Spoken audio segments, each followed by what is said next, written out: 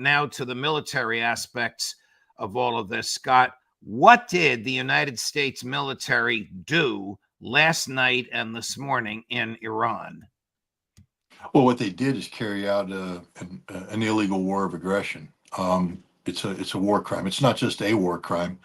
Judge Jackson, from the Nuremberg trial period, lead prosecutor of the Nazi war criminals, asserted that a war of aggression is the ultimate war crime because from this war of aggression, all other crimes emanate. And this is what we did. I don't know why Americans are proud of this. This is an act of perfidy, a surprise attack, an undeclared act of aggression that had no foundation in justification. Again, to justify something like this, which is the equivalent of what we would say a preemptive a preemptive act of self-defense. So there needs to be an imminent threat that can only be dealt with through this act of aggression. Iran was in the process of negotiations that would resolve all of the issues that could be perceived as a threat. So there is no imminent threat. Moreover, we know that the sites that had been targeted, 3 nuclear sites, Isfahan, Natanz, and Fordow, were empty, that these strikes would have zero impact on an Iranian nuclear program that had long since been evacuated from these sites and sent to other locations. It's come out that this strike plan, which was done in cooperation with Israel, was something that had been planned more than a year ago and actually been practiced by the United States and Israel. So this was a pre-planned strike against 3 designated sites that had no military value. So this is purely an act of theater, and any military commander that put American lives at risk to carry out an act of political theater should, literally have their commissions revoked and be drummed out of the service. There was no justification for this, but moreover, the attacks didn't even accomplish what they claimed to have accomplished. We had 1 B-2 bomber drop 2 GBU-57s on the Natanz facility. Right. What is that? What is the GBU-57? Is that one of these 32,000-pound monsters? Correct. They're the massive ordnance penetrator weapon that only the B-2 can carry, and it's upon the shoulders of this weapon that the United States has based its hopes of interdicting Iran's nuclear program.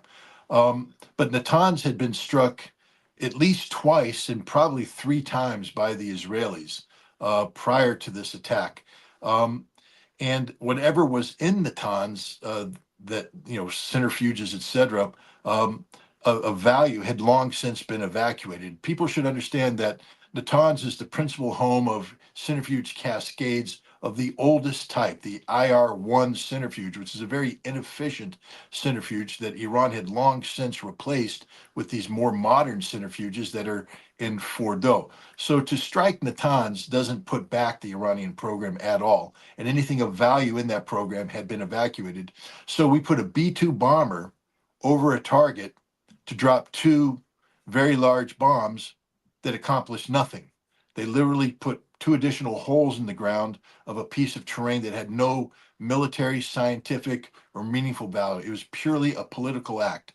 The same with Isfahan. We fired 30 cruise missiles into the Isfahan nuclear complex. It appears that even the U.S. government is admitting that these missiles didn't accomplish the level of destruction that they were hoping to, that the Isfahan facility was deeper underground and more protected. So in normal circumstances, and this dates back to my time as a battle damage assessment officer during the first Gulf War, this would be immediate reattack, which means that because we initiated this, if there was legitimate military purpose to this attack, we would have to reattack to achieve those objectives. It appears, though, that Donald Trump says, no, we're done. We're willing to be done with this, which means, again, this wasn't about achieving anything meaningfully, militarily meaningful on the ground. This was an act of pure politics.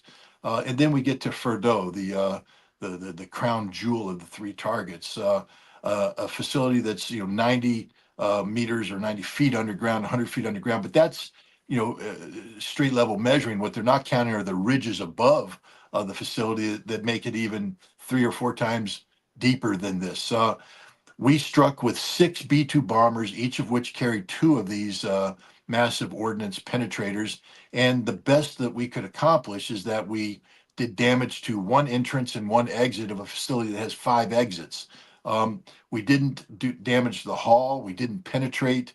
But even more critical is that we know the facility was evacuated. There is satellite imagery that shows on June 18th and 19th, the Iranians had brought up trucks to remove the high value centrifuges that were stored at Fordo. And these centrifuges have been moved to other facilities around Iran that we don't know about, together with the totality of Iran's enriched uranium. You know, that 60% uranium that everybody says can be converted into a bomb in 3 to 5 days. We Yeah. didn't destroy that. That's all moved. So these attacks accomplished nothing in terms of retarding or limiting Iran's nuclear enrichment program. These attacks were purely an act of political theater for a president who's desperate to be seen as being a decisive leader, but all he showed was American impotence.